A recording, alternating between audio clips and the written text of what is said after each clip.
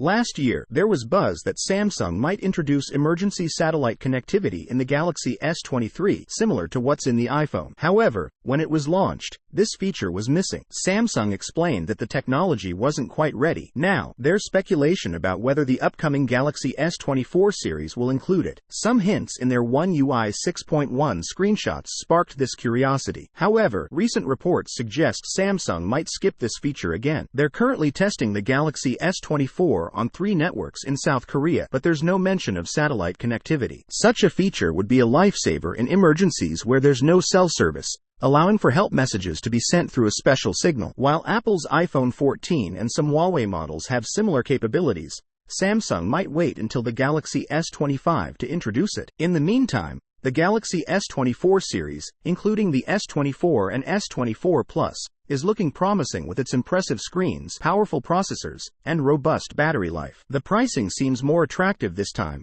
especially for the S24 and S24 Plus, while the S24 Ultra is expected to feature the best of Samsung's offerings. More details will likely emerge as we approach the launch, so stay tuned for updates and feel free to share your thoughts on these developments.